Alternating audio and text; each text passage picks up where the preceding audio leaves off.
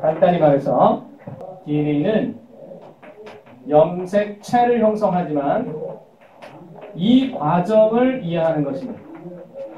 도대체 어떤 일이 있었길래 DNA가 염색체가 됐느냐, 그리고 그 관계에서 무엇이 필요했느냐 이거죠. 그리고 언제 그렇게 되느냐입니다. DNA는 유전 정보로서 이게 그림이 좌우가 뒤바뀌어 있습니다. 밑에 설명에서 보면 그건 참고하시고, DNA가 이중나선으로 되어 있는 유전 정보 저장 물질인데, 이 DNA에다가 플러스 누가 작용하냐면 바로 이 히스톤이, 근데 히스톤은 보통 8개가 한 패키지가 돼서 하나의 히스톤 단위체를 형성해요. 그거를 아까는 우리가 앞 시간에는 그냥 한 덩어리로 본 거예요. 그게 히스톤입니다. 히스톤과 DNA가 뭉쳐서 잘 구조를 형성하게 되면, 그렇죠, 바로 이 그림이에요. 다시 한번 우리가 그림을 그려보면 여기는 이제 우리가 이렇게 그려서 이게 요 사이에 들어오는 거죠. 히스톤이 이 사이에 들어오고, 그리고 얘는 DNA입니다. 근데 이 그림에서는 이중나선을 표현했지만 여기 오는 순간 더 이상 이중으로 표현하지 않은 거예요. 모식적이기 때문에. 이거는 DNA예요. 그리고 얘는 뭐냐면 히스톤이죠. 히스톤은 뭐라고? 정체가 뭐라고? 단백질이다. 이건 뭐라고? 색산이다. DNA, 아니, 이 구조에서 여러분 기본적인 게 뭐라고요? 이걸 뭐라고 한다고? 뉴클레오솜에 당이 포함되어 있다. 그럼 맞아? 틀려? 맞죠? 어디 들어있어요? 여기 들어있죠? 디옥시리보스 들어있잖아요. 당이 들어있어요. 뉴클레오솜은 염색사의 기본 단위입니다. 따라서 이게 지금 뭐냐? 요거 굉장히 길게 연결되는 이것이 염색사입니다. 요 사자 무슨 사자야? 뱀사? 절사? 넉사? 실사? 실사자 써봐요? 한자로? 기억이 잘 안 나. 한자를 안 쓴 지 오래돼서 기억이 잘 안 나. 관심이 없으면 그렇게 잊혀지는 거야. 나는 예전에 초등학교 때 한문, 한자 경시대에 나갔던 사람이야. 근데 기억이 안 나. 어려운 고사성과 한자 다 쓰고 그랬는데 기억이 안 나. 안 쓴 지 오래됐어. 그래서 기억이 안 나. 지금 관심이 아예 없어. 한자를 뭘 알아야 되냐. 그런데 염색사가 뭘 했길래 얘가 되느냐. 압축. 아니, 또는 뭐 응축이라는 말을 쓰는데 내가 볼 때 압축이 더 맞아. 또는 밀집. 여러분, 이게 정보가 가지고 있었던 이 정보가 여기에 가서도 염색체가 기본적으로 어떻게 생겼는지 알아요? 이렇게 생겼거든. 이렇게. 그런데 이 정보가 왼쪽, 오른쪽이 똑같은 놈이에요. 좌우가 이제 같은 염색체가 형성될 때에 참고로 우리는 알아야 될 게 이 용어예요, 용어. 얘네 둘을 따로따로 요거 하나하나를 염색 분체라는 말을 써요. 염색 분체는 지금 내가 이렇게 등호를 쓸 수 있다. 왜 그러냐면 복제가 되었기 때문이에요. DNA는 복제가 되면서 완벽하게 2개가 됩니다. 그 2개가 되었다가 하나하나가 이 가닥으로 들어가요. 그러면 지금 여기에는 지금 어떠냐면 DNA가 한 가닥만 있는 거예요. 이중나선 한 가닥만 있지. 근데 얘네가 반드시 어떻게 돼야 되냐면 복제가 된 후에 따로따로 여기로 들어가요. 이해하겠어? 그러면 잘 봐. 여기에 1번 가닥이고 복제가 됐을 때 옆에 가닥이 하나 더 생기면, 가닥이 하나 더 생긴 걸 우리가 그렸을 때 이렇게 그렸다고 치자. 그러면 얘가 1-라고 해보자. 1과 1-는 완전히 정보가 똑같아.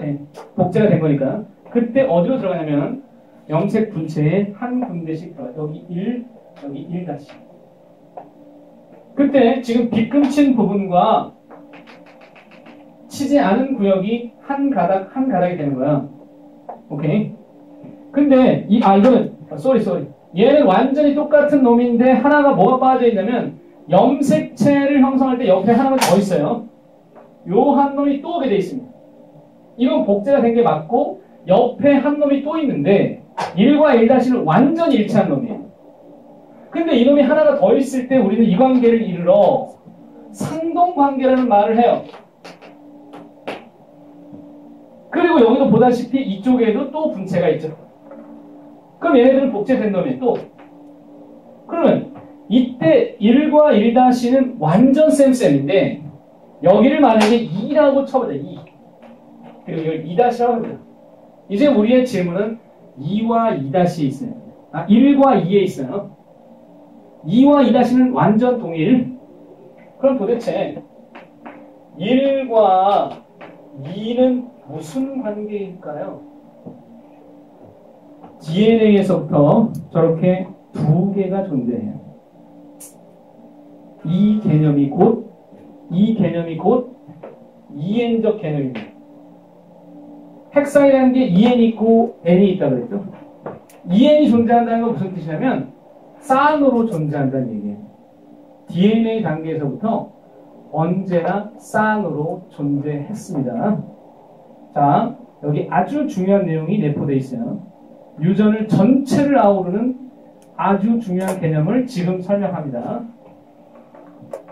DNA와 유전자의 관계부터 설명할 테니 잘 들어보세요. DNA 속에는 유전자가 포함되어 있어요. 영어로 유전자를 gene이라고 합니다. 자, 이 gene은 무슨 뜻이냐면 예를 들어 단백질 합성 정보입니다. 오케이. 단백질을 만드는 정보가 실제 유전자예요. 근데 우리가 아까 DNA를 뭐라고 얘기했지? 정보 저장 물질 또는 유전 물질이라고 얘기했다고. 근데 DNA 속에 유전자 부분이 있는 거예요. 그걸 그림으로 한번 다시 설명해 보자면 DNA가 이중 가닥이지만 우리는 이제부터는 그냥 무조건 한 가닥으로만 쓸게요. 편의상. 오케이? 이중 가닥 표현하면 이제 좀 복잡하니까 그냥 한 가닥으로 좀 써도 그 DNA라는 놈 속에 유전자 부위가 따로 있는데 이렇게 여기서부터 여기까지 여기서부터 여기까지 얘가 A 유전자, 이걸 B 유전자, 여기를 D 유전자라고 하면 이거는 각각의 단백질을 만드는 정보예요. 그러면 DNA는 유전자 부분이 있고 아닌 부분이 있죠. 그 아닌 부분까지 합치면 전체 DNA가 돼요. 그럼 등식이 성립이 됩니다. 유전자 이꼬르 DNA 이꼬르 유전자 플러스 정크 DNA라고 불러요. 근데 그 비율이 얼마냐?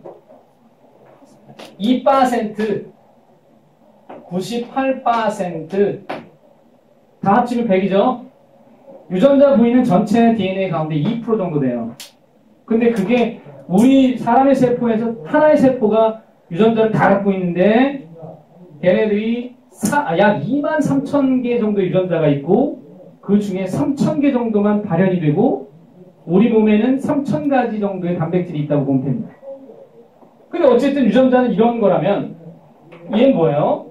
정크란 말 알죠? 쓰레기입니다만 이 쓰레기라는 표현은 요즘에 수정이 됐어요. 무엇으로 바뀌었냐면 스위치 유전자로 바뀌었습니다. 즉, 이 부분들이 얘네를 발현시키는데 관여하고 있다는 것을 알 수 있어요. 그럼 어쨌든 이 유전자를 이 생활에서도 얘기합니다.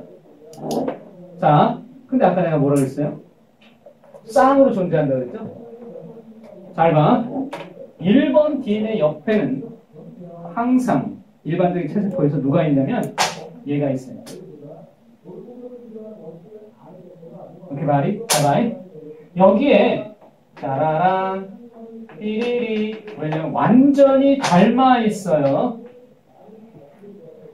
완전히 닮아 있어요. 띠리리 쓰겠습니다.